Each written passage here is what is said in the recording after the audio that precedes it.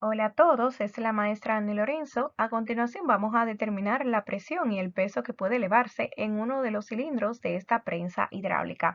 Para esto también vamos a aplicar un principio muy importante en los fluidos, que es el principio de Pascal. Entonces, acá, por ejemplo, como tenemos dos cilindros de diferentes tamaños, vamos a nombrar a uno de ellos, al que está a la izquierda, como cilindro 1 y al que está a la derecha como cilindro 2.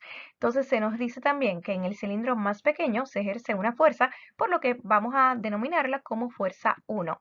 Entonces tenemos como datos esa fuerza 1 de 10 newton y tenemos que el área en el cilindro más pequeño es de 5 centímetros al cuadrado, por lo que sería nuestra área 1. Y el siguiente cilindro, el más grande, que hemos denominado 2, tiene un área de 500 centímetros al cuadrado, por lo que esta será nuestra área 2. Entonces se nos solicita pues cuál es la presión en el cilindro más pequeño, que hemos denominado cilindro 1, por lo que se nos pide la presión 1.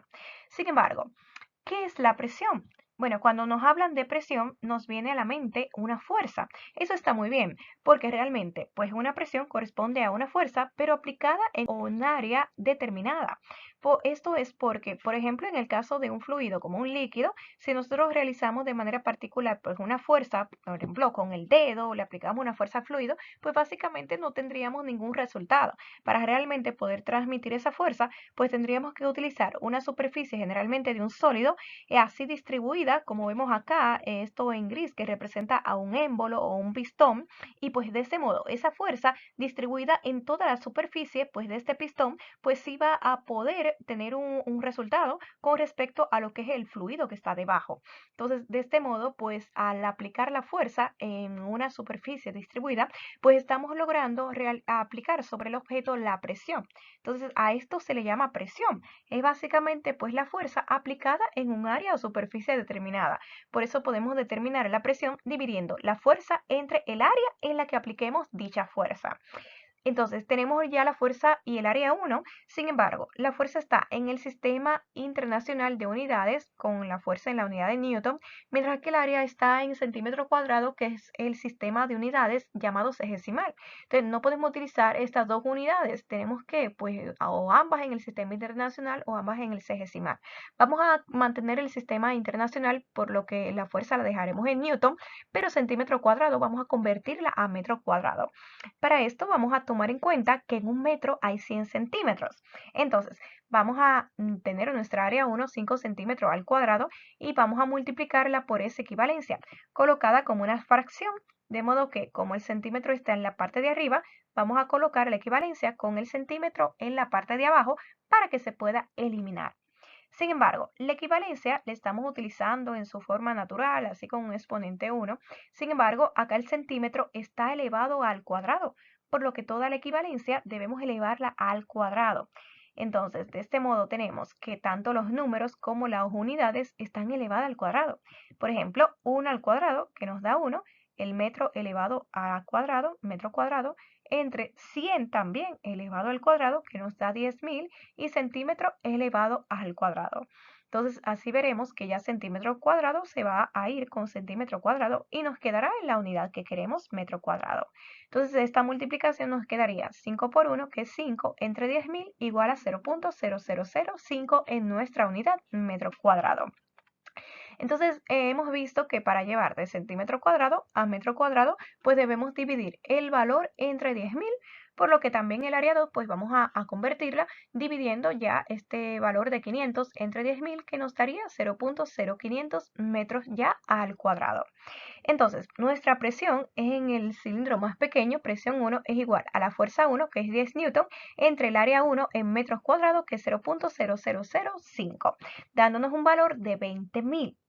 Esta unidad que nos quedaría, pues Pascal, abreviada PA, es porque pues nos quedó arriba la unidad de Newton y abajo la unidad de metro al cuadrado. Entonces, Newton sobre metro al cuadrado es una unidad de presión en el sistema internacional llamada Pascal, en honor al científico Blaise Pascal, abreviada como PA. Entonces, ya podemos decir que la presión en el cilindro 1 es de 20.000 Pascal.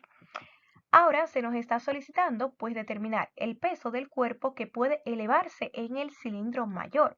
¿Cómo es esto? Bueno, es que si nosotros aplicamos una presión en este cilindro más pequeño, pues como los fluidos, principalmente pues los líquidos, son poco compresibles, pues cuando nosotros apliquemos acá una fuerza, pues no vamos a poder comprimir el líquido, sino que entonces pues esta presión se va a transmitir y a la vez pues va a hacer elevar este otro pistón, ya que pues lo hemos colocado de manera que pueda tener un grado de libertad y por lo tanto pues el fluido no se comprime, sino que pues va a empujar ese émbolo hacia arriba.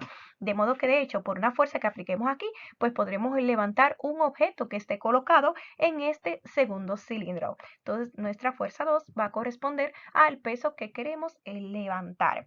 Entonces, pues para esto vamos a considerar lo que se conoce como el principio de Pascal. Esto es que si nosotros aplicamos una presión en este punto donde pues se encuentra un fluido contenido acá adentro y vemos que de hecho están ambos cilindros a la misma altura, al nivel de agua, ya que como están en la parte de abajo comunicados, pues el nivel de agua se mantiene con una misma altura de ambos lados, pues lo que nos dice el principio de Pascal es que al aplicar una presión en este punto, pues esa presión se va a transmitir de manera igual en todo el fluido y de hecho también en las paredes del recipiente que lo contiene. Por lo que la presión en este punto 1 va a ser igual a la presión en este punto 2. Y como pues la presión vimos que era fuerza sobre área, pues tenemos que la presión 1 es fuerza 1 sobre área 1 igual a la presión 2, fuerza 2 sobre área 2. De este modo podemos despejar nuestro peso que corresponde a la fuerza en el punto 2, como el área 2 está acá abajo dividiendo, pues pasa al lado izquierdo, arriba haciendo lo contrario, que es multiplicando. Entonces la fuerza 2 nos queda igual al área 2 por fuerza 1 entre área 1. Entonces como ya tenemos las unidades en un mismo sistema internacional, pues podemos sustituir directamente área 2 en metro cuadrado como 0.0500 por la fuerza 1, 10 newton, entre el área 1 en metros cuadrados, que es 0.0005, quedándonos un valor de la fuerza 2 de 1000 newton. De este modo vemos que aunque se aplica una fuerza 1 de solo 10 newton, pues puede elevarse un peso de 1000 newton. Es decir, podríamos levantar un objeto 10 veces más pesado que la fuerza que hemos aplicado. En otras palabras, podemos ver lo interesante que es aplicar la presión en un fluido, ya que pues este fluido aquí contenido dentro actúa como un multiplicador de fuerza. Esto es algo muy similar a lo que ocurre con los gatos hidráulicos, pues aunque una persona aplique una fuerza pequeña, pues puede levantar un vehículo bastante pesado. Esto es porque como contiene dentro un líquido, pues este líquido transmite la presión de igual manera como lo dice el principio de Pascal, y cuando entonces el área del pistón está en contacto con el auto, un área pues bastante grande, también la fuerza de salida va a ser grande. Esto es porque si la presión se mantiene constante, entonces vemos que la fuerza y el área serían directamente proporcionales, por lo que mientras mayor sea el área, pues mayor va a ser la fuerza de salida, como hemos acá comprobado.